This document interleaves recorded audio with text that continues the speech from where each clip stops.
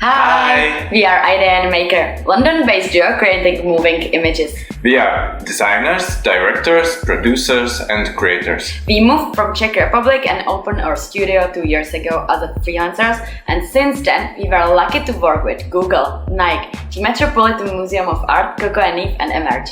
We make design-driven 3D motion graphics to tell complex stories. We believe in the freedom of creativity and local independence, working remotely from around the world, but especially with people from the UK and the USA. Right now we are visiting Vancouver, and next month we are planning a business trip to San Francisco and Los Angeles. I've been using Cinema 4D for 4 years now, and Johana started to learn cinema 2 years ago. Yeah. We love it because it's super easy to get into and it has a lot to offer. It has an awesome compatibility with other 3D and 2D software that we use, but most importantly, Cinema 4D is an industry standard that ties different workflows of different professionals together, and that makes it very powerful in collaborations. We are super excited to share our first show reel as a creative duo. 紹介させていただきます。アイデア&メーカー。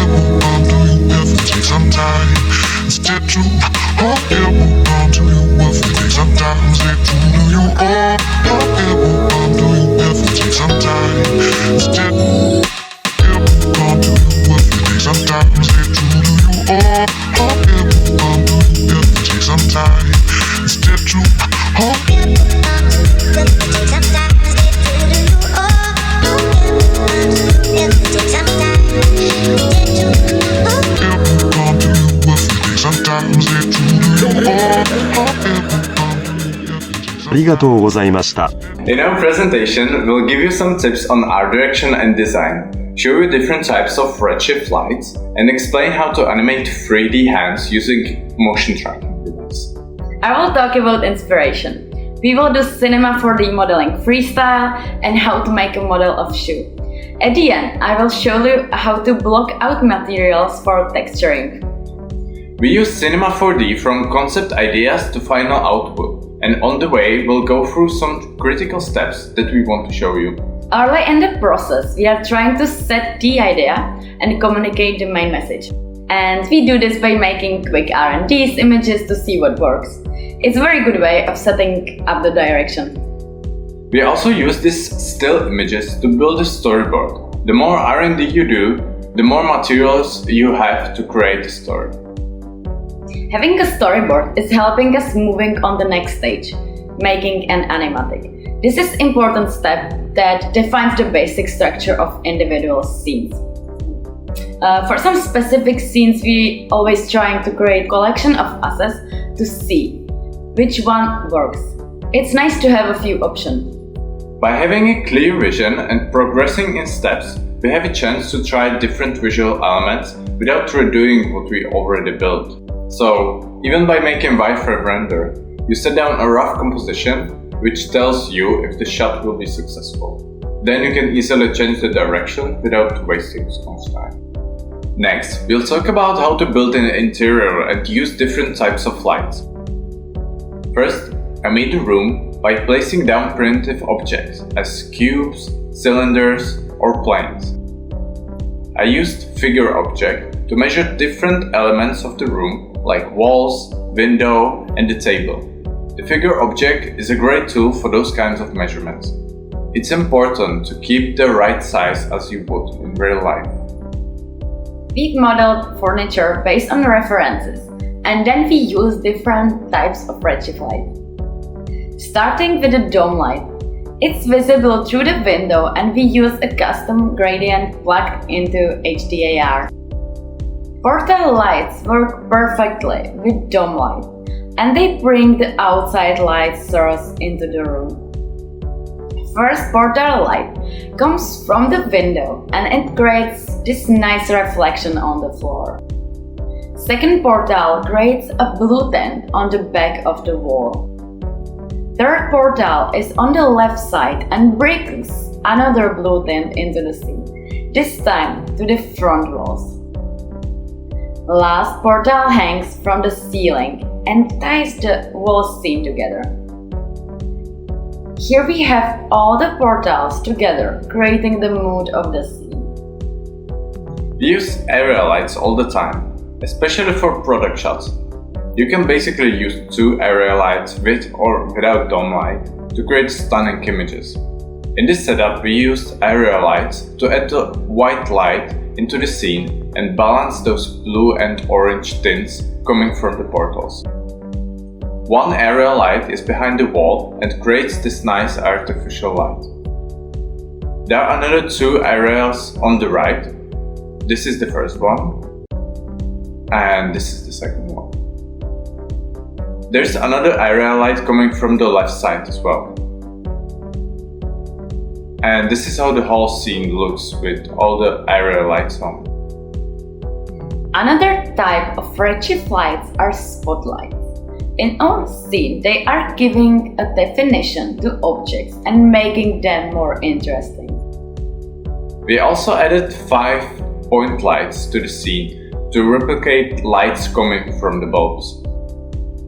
The last type we use is emission light to add a couple of extra details to our interior. And here's how the final scene looks like with all the lights on. So for the recap, we have a portal, area, spot, point, and the emission light. Yeah, so we hope that's helpful for you. Now, I'll show you how to make hand animations using a hand tracking device. All you need is Cinema 4D, a hand tracking device, and a software for reading motion tracking data called Animate 2 from Delicode with plugin for Cinema 4D, Delicode Animate Receiver. After I set up all the necessary settings in Animate 2, I will open Animate Receiver plugin in Cinema 4D, and under Receive tab, I need to make sure that my IP address port number matches. I'll go back to Create tab. I move it over here, and what I have is an export of das 3D model. This is a full model view. So it's just a body in T-pose. And what I did is mix this T-pose with Maxim rig. And this gives you all the necessary joints here, even for the fingers. I hide this for now. And I have just the hands. Next, I create a null object and call it motion tracking data. I drag and drop this null to the root input. I click Receive tab and I click on Start Receiving button. When I move my hand above motion tracking device, a few black dots appear. Those are the individual tracking points of the hand. I'll hide the mesh for now, and you can see those dots making a shape of the hand. And it moves as I move my hand above motion tracking device. For better visibility, I select all the created nulls, and under Object tab, I change the display mode from dots to cube and orientation to XY. I also change display color to something maybe yellowish. Now I press Start Receiving, and you can see the hand moving again, now with those cubes. Let's unhide the mesh and move the body to the roughly the same position as our tracking points. Cool, I think this should work. I need to create a default pose to match the tracking points with the position of my joints. And I do that by clicking Receive button under default pose. And I do this a couple of times. The better you match the position, the more accurate movements you get.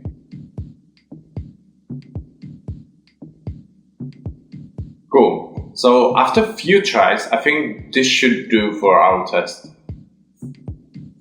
The next step is under Connect tab. Here, we need to link all those tracking points with our joints. So let's do that. You need to know the right anatomical names for the joints, but that's easy to find out. I found this picture on the Google for you. Got it. Now just press Connect All button and everything should be set up. Let's test this. By pressing Start Receiving button again and moving my hand above the motion tracking device, I should see the hand moving in real time. Wow, it's really nice to see. Right? Now I'm gonna increase the timeline and record my movements. I usually do a few takes before I pick the right one.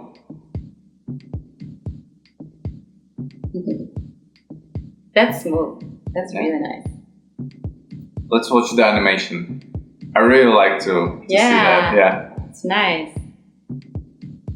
Yeah, I think the finger is a little bit off, but I would fix that by doing a new default pose. But for our testing purposes, I think fine. I leave it as it is. Yeah. That's it. You've got your animation ready.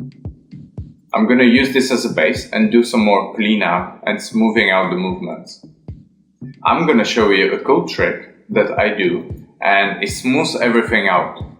So I go to the timeline, select all the keyframes, and as you can see it's really slow because we've got a lot of keyframes. And I go to Functions, Key Reducer, and I put a low number, like 3%, so I don't destroy the movements completely. So after I do that, all those keyframes got reduced, and I've got much less of them. But it keeps the same extreme values. It's much more flexible to work with them now. One last thing I'm gonna do, select all the keyframes again, and just put easy ease on everything. So it gets rid of all the harsh movements as well. Now let's check those hand animation in the final video.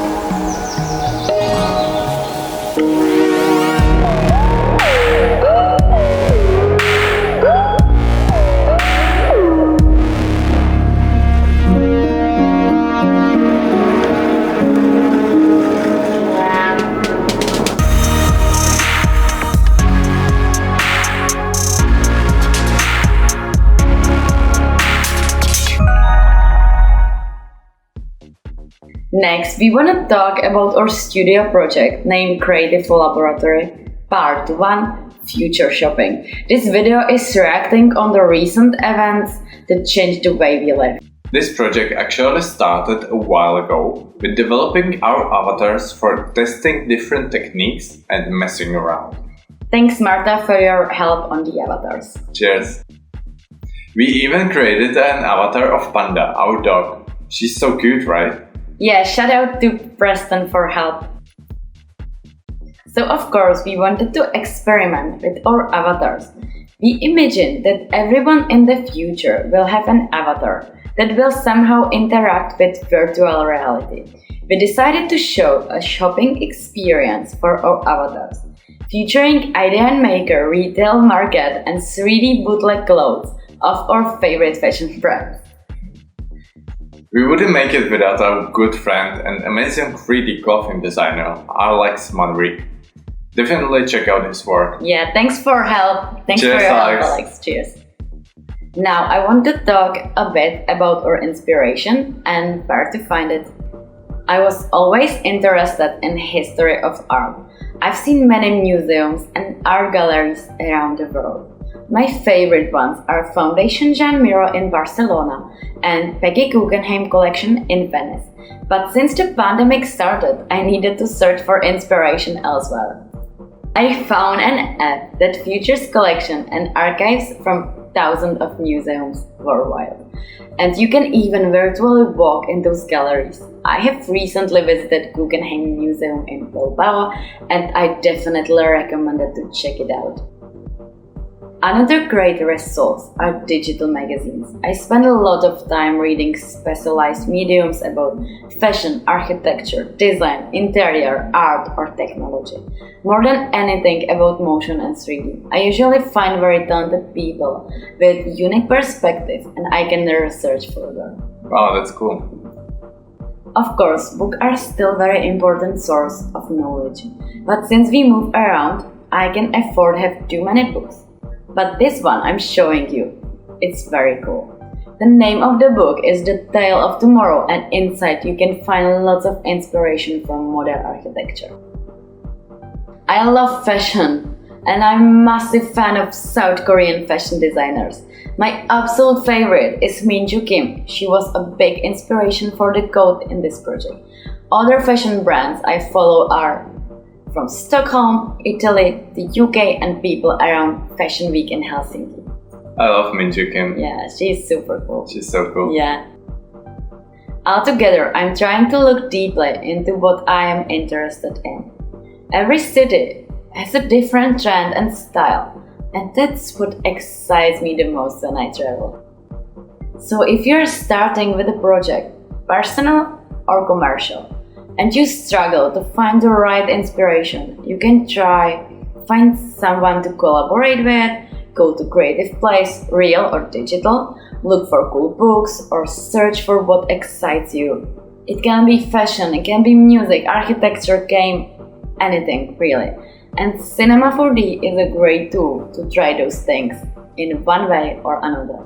Yeah, Cinema 4D is really great tool to do all kind of things and I use it for modeling a lot. What I want to do is take sketches that Johana did and create those objects in Cinema 4D. What I will do is a little bit of freestyling to create those objects using basic shapes and native Cinema 4D tools. I'll start with this one. The easier thing to do is to block out basic shapes and that's exactly what I do. First, with a cube. Then, I add a sphere. I will roughly position this sphere in the corner of a cube. Next, I add a cylinder. I make it bigger and use a slice option to create the back of the chair. I'm trying to make some sense in the position of individual objects so they connect with each other and the structure is balanced. And just move around those objects. Now I'm adding a front part, the leg. I have a shape in mind, but for now I just add some basic primitives to work with later. Now I have my armchair from basic shapes ready. I made the cube editable, but I'm still getting the basic shape right until I'm happy.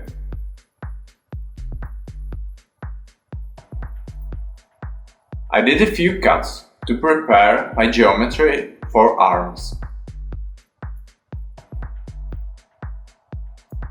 Using Polygon Pen, shortcut ME, and Close Polygon Hole, shortcut MD, to fill deleted polygons. Now, with Bevel, shortcut MS, I will make those round edges.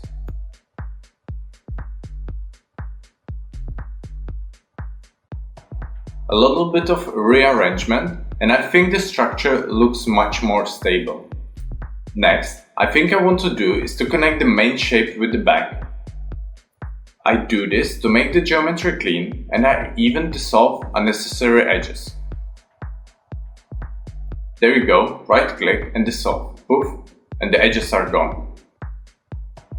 Perfect, I have this as one object now. And this will help me later where I will try to tweak the shape. Last piece is the front leg and I used Boolean tool to subtract cylinder from the cube. And what I get is this nice shape that I really like, and it's still procedural, so I can go back and change the shape if I need it. Last detail changes to make it more comfy and make the structure even more stable. I basically don't like the thin shape of the back, so I'm just selecting half of the polygons and just rescaling the Y direction.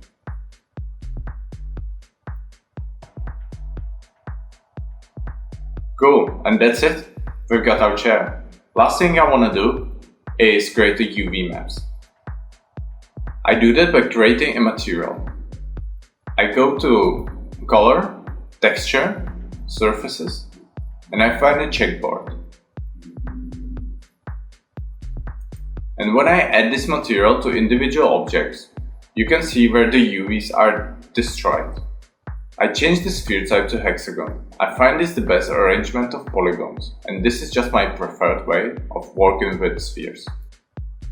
Now I switch my layout to UV mapping. In Cinema 4D, you've got few types of projection: sphere, cylinder, frontal, flat, cubic, cubic 2, box, and sphere. And for simple shapes like this, it works very well. Here you go. So awesome! Yeah. Wow! That was really good. Yeah, so usually you get the model from me like this, right? Yeah. And you do just textures Yeah. on top of it. Yeah. Exactly. Okay, let's start with the second sketch. I want to create just one gate and then scale that down. Let's see how I manage to do it. What I'm gonna use here is a primitive spline shapes. I think they're really powerful and I really like to use them with a spline mask. It's very similar to working with Illustrator, but here it's even more procedural. So basically what I did, after some trial and error, I've managed to create a gate just with two rectangles that I've added to a spline mask and put the operation mode on subtract, then extruding this shape, creating this gate. I put my gate in the cloner and just scaling down the axis and moving the Z direction to keep the other gates in the middle. As you can see, I always switch from perspective mode to 4 views so I can see the side and the front of my object as well. I really like to work in 2D views as well, especially with the splines. It makes a lot of sense. I created a copy of a cloner and moved that into a hidden bin folder, where I keep those procedural setups before I make things editable, in case I need to go back. I'll extrude a separate plane from the top of the main gate and just scale it a little bit. Then, using a cloner and scaling the axis, I make 2 more layers, making them editable as well, and I just select all my objects and play with the overall shape a little bit more to make them more cozy. Now for the last roof layer, I extrude a separate plane again. I make it a little bit thicker and not that wide. I couldn't find the split tool, so I just subdivided the shape and I'm gonna dissolve some edges. Now I select every other edge and then move it down a little bit. I take the bevel tool and create those waves.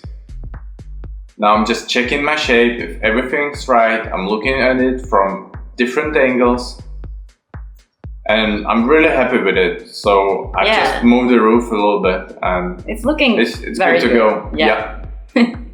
So here we have those 2 models together and I just forget to do the UV. So I just do it really quickly for the second object. Here you see how the UVs are messed up. Yeah. So I just select every shape and just use the box projection. It works very well. And it's good. Oh, Yeah. Awesome. Thank you so much. Yeah. I'm super happy. Next, I'm gonna talk about how to model more complex objects. As an example, I have this Prada shoe. I did modeling and UV mapping. I had a real life reference and 2 pictures from the side and from the bottom. As you already saw, With modeling, I usually create a cube and then reshaping into more similar shape to my reference, keeping it as low poly as possible, and I'm adding details when I'm sure the shape is right, because it's really hard to come back to original shape. That's why I'm also keeping those procedural setups in my bin folder.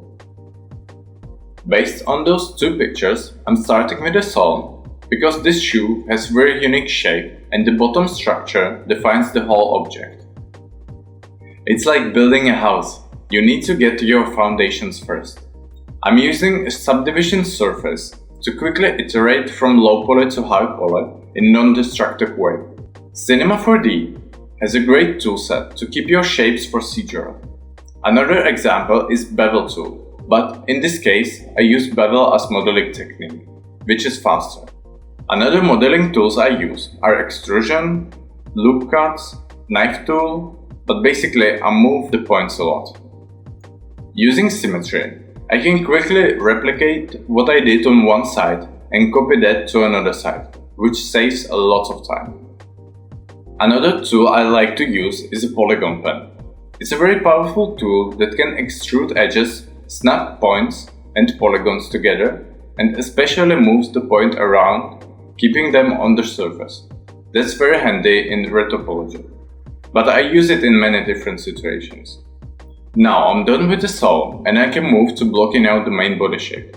I extrude some polygons, split them, and move the points around to get the shape right. Sometimes I jump into sculpting, where I can manipulate the polygons in a very natural and organic way. It's not that fancy as ZBrush, for example, but I like the simplicity of Cinema 4D sculpting, and I also don't have to jump between softwares. So, in this part, I actually tried to do a scan of the shoe with my iPhone. Yeah, it was really funny, but it didn't work out as we expected. Yeah, at least I had a better reference for the body shape, and I went back to Cinema 4D to adjust the shape of my shoe. After I was happy with the body shape, I went to UV mapping and I draw directly on the mesh my reference for those extra elements. Wow, this is super creative. I'm in shock. Like, this is Thanks. super nice. Yeah. Yeah, I think that was the only way I have to do it. Yeah. I don't know how else. But this is very interesting, and I think it's a good way to do it actually. Yeah, probably. Another interesting tool is Project Mesh that does exactly that. And I projected my polygon meshes back to the body before I use extrusion.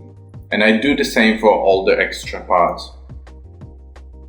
From now on, I work on details because I don't expect to change the body shape, moving points around, adding details, and making sure the symmetry is right. So basically, I'm making one side of the shoe. With symmetry, I quickly have the second side, and I project that side with Project Mesh tool, and then I use Polygon Pen to move points around to keep the surface. And I connect those two parts together afterwards and smooth everything out with the Smooth Sculpting tool. Wow, that's insane! I mean, wow, it's very impressive. Again, there's a lot of work on details, and I think it's very relaxing to watch this in a time-lapse. The tools I'm using are native in Cinema 4D, and it's just a few techniques over and over again. I think with modeling, the more you do, the better you get. If you are starting with modeling, try something simple, moving to more complex objects, trying different tools. Yeah, because this is for someone who already know few good. Yeah, I think I'm better in hard surface modeling, and you're better in sculpting, for example. I love sculpting. I prefer sculpt something than actually model something. Then move points around. Points, and it's a little that's bit. what I like. It's a little bit technical for me, but I love to watch it. It's awesome, and it's something what I could never create actually. Yeah, I would never create a sculpting, I don't know, art or something. So maybe you'll find sculpting suits you better. There's volumetric modeling, hard surface modeling, kit bashing. It really depends on what you want to model. but there's nothing in the world you couldn't replicate in 3D, and that's what I enjoy about modeling.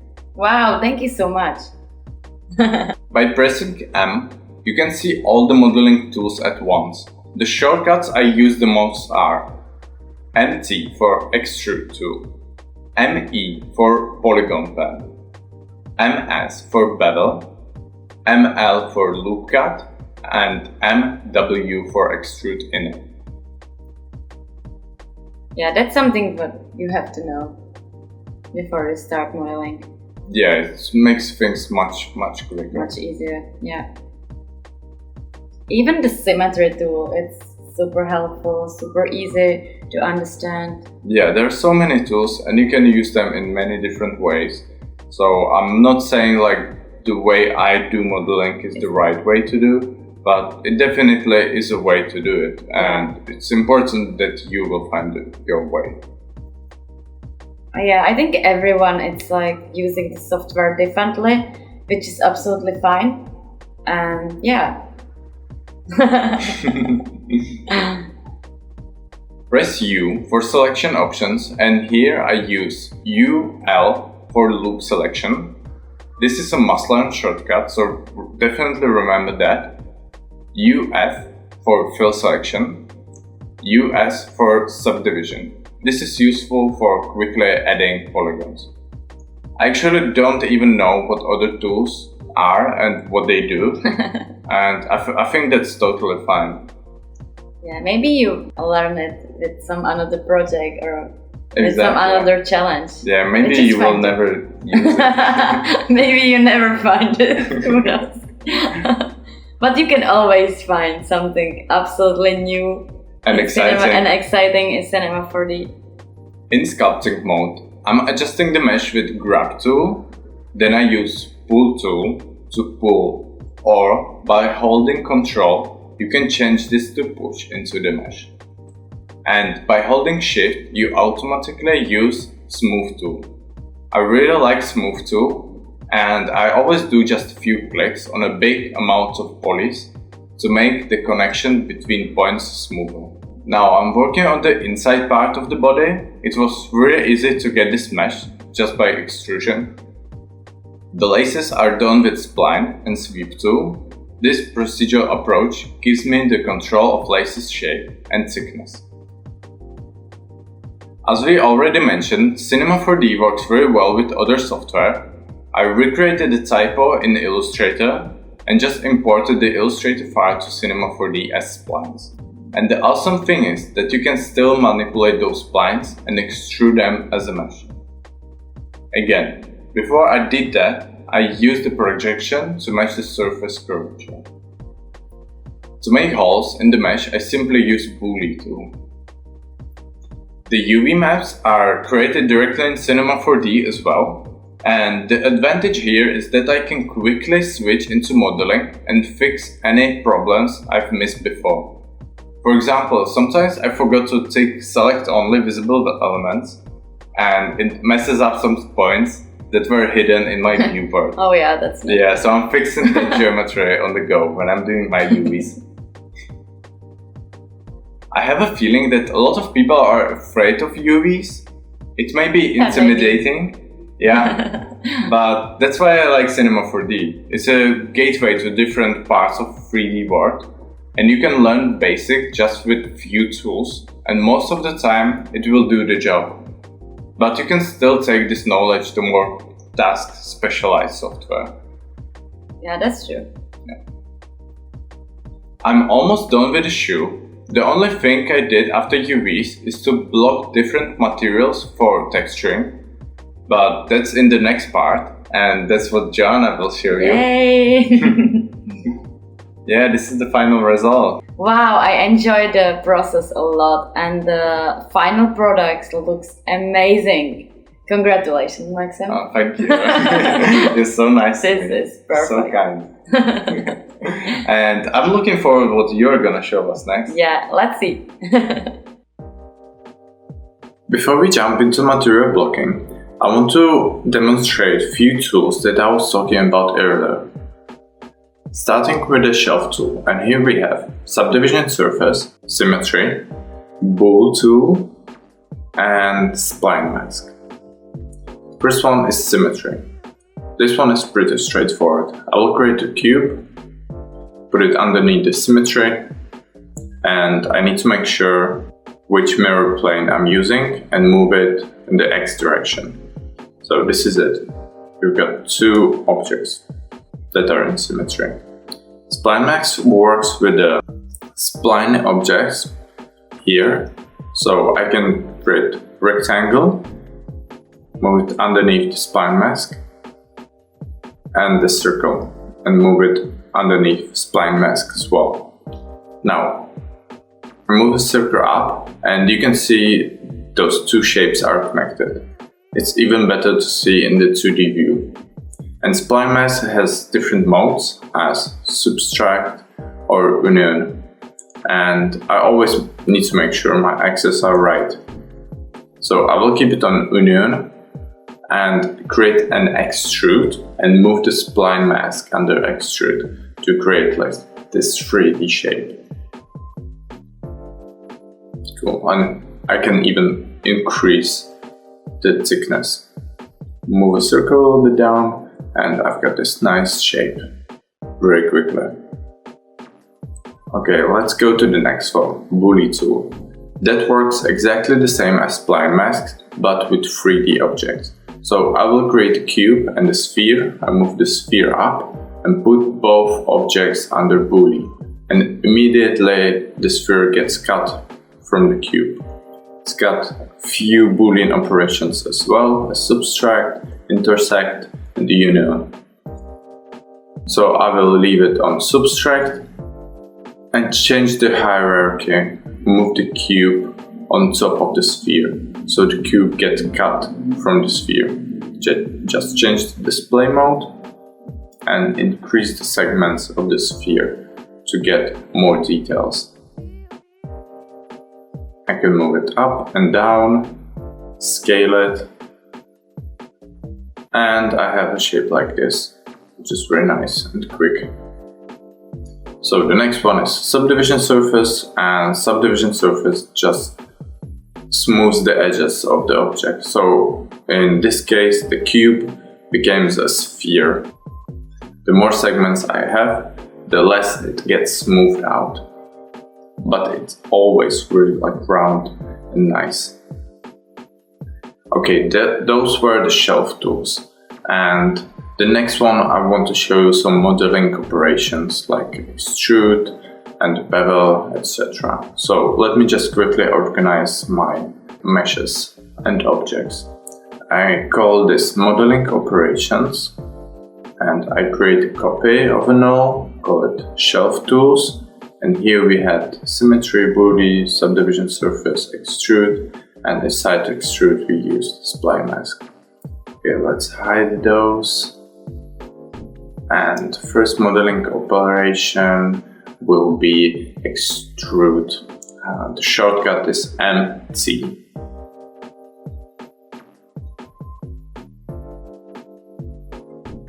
So make my cube editable by pressing C.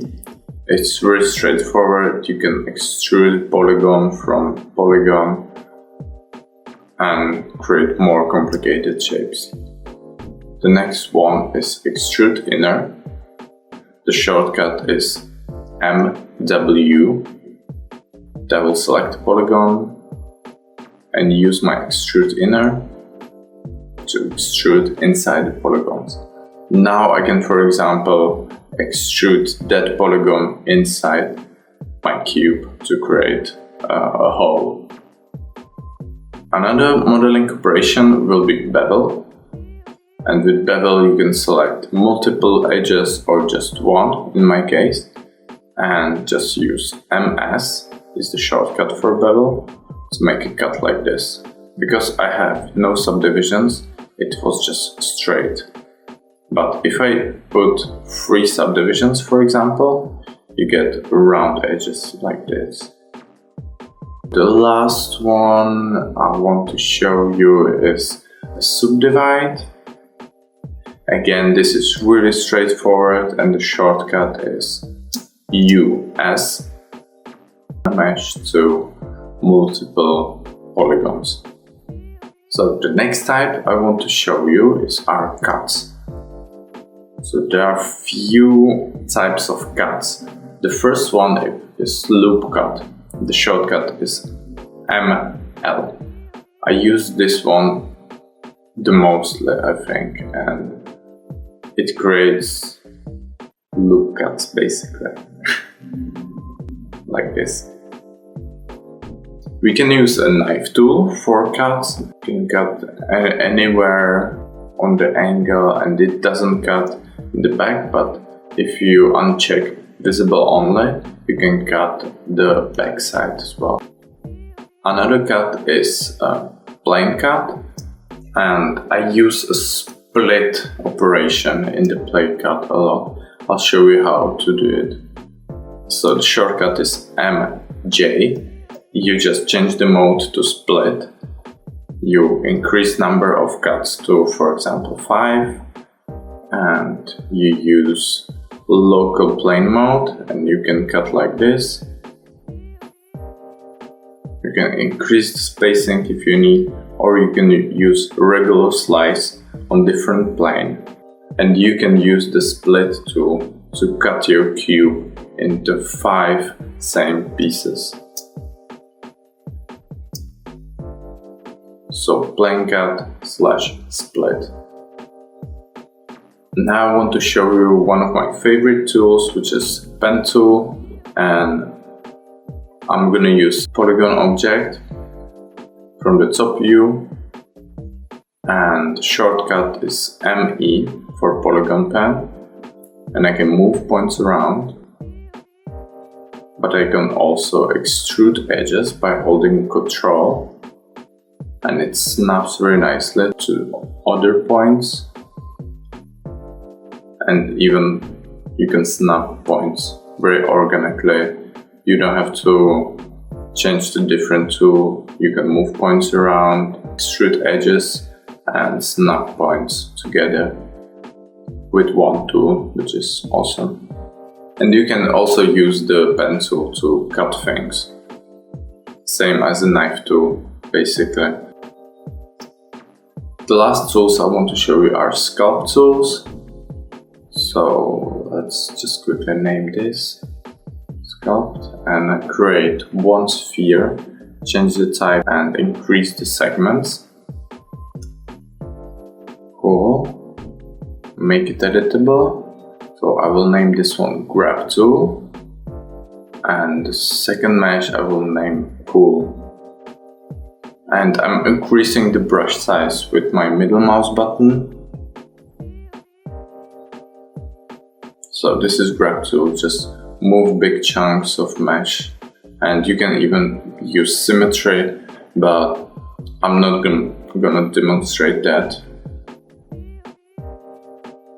It has more options, of course, as any tool. So with pull tool you can pull the mesh and just increase the pressure. So this is how you pull into the mesh, and you can smooth everything by holding Shift. You can pull in the mesh again, like this. Or you can even push inside the mesh by holding Control. And again with Shift, smooth everything. Like that.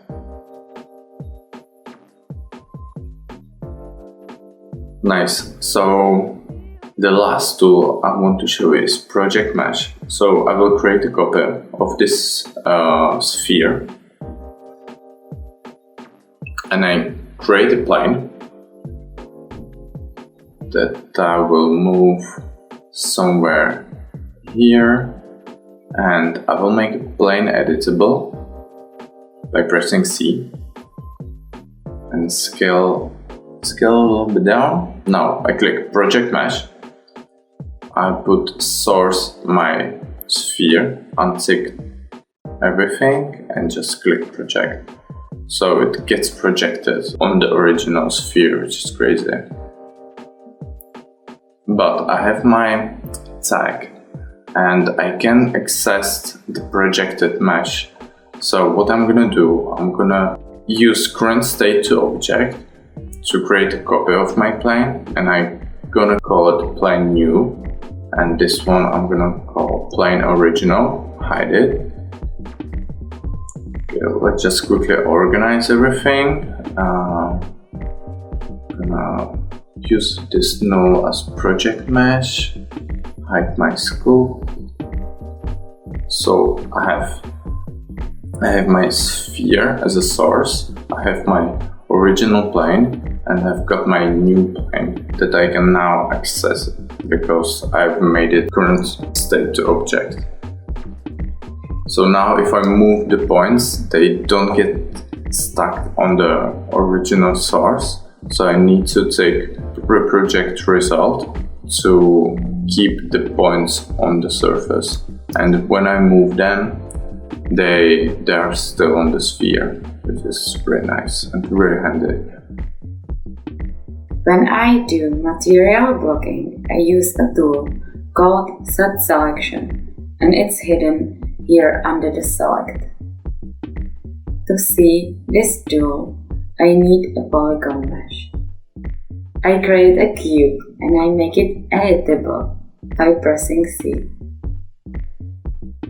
I can select these two polygons now, go to Select and press Set Selection. Now I have stored this selection under Selection tag, and I can select polygons, deselect polygons, hide polygons, unhide polygons, or select and hide others. I need to use this tool often, and there is no shortcut. It would be very time consuming to go all the way here to press the Set Selection button. So instead, I go to Window, Customization and Customized Commands. Here, you can find all the Cinema 4D tools. I search for Set Selection, and I just move this tool in my Shelf tool. I will delete my selection tag to start fresh. Select all polygons by pressing Ctrl A and subdivide the cube with U as shortcut. By pressing UL, I have Loop Selection tool, and I will select some polygons. Pressing Set Selection, I get selection tag. Then I will name selection 1. If I'm adding new selection or changing the existing one, I need to make sure if I have my selection tag selected. Because I had the tag selected, it got replaced with a new selection. Like this.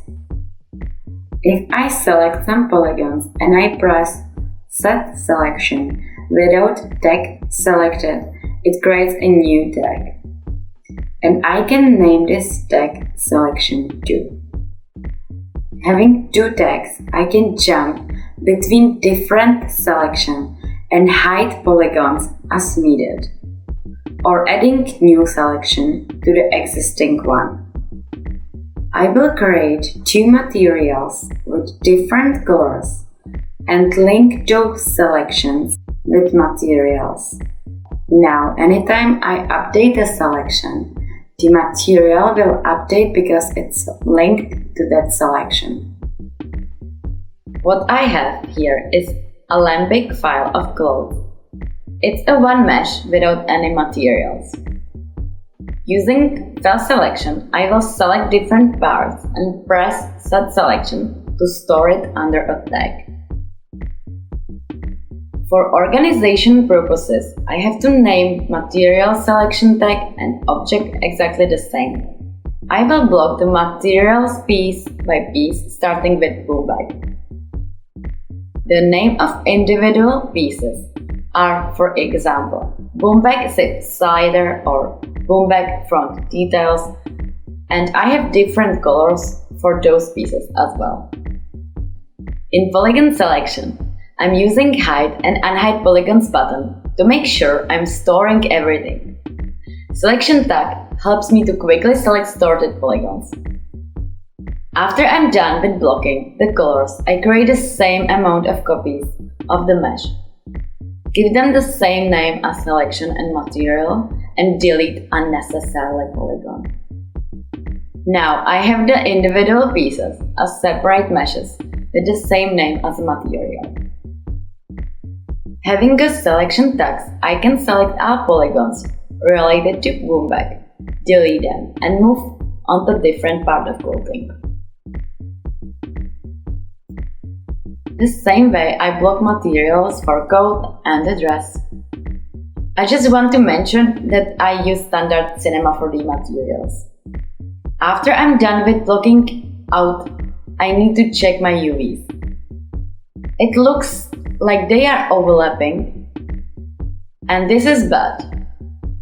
To fix that, I go to Optimal Mapping tab, leave the settings on Optimal, go back, tick 2D and spacing 2%. This will automatically rearrange my UV maps. And I do that for every mesh. Yeah, exactly. And then you are ready to export your file to the different program, or you can stick with a Cinema 4D and start texturing. Personally, I think you have to be really organized in this process because it's very important for the next step. So this is it. Yeah. Thank you guys. So we are so excited to share our process and show you how we work and what we do. Yeah, hopefully you will learn something. Maybe we inspire you a little bit. And if you want to learn more about us, you can follow us on Instagram, on LinkedIn, Twitter, Facebook, TikTok, we are everywhere. Yeah. So see you out there. Happy. See you soon. Yeah, stay tuned for more. Bye.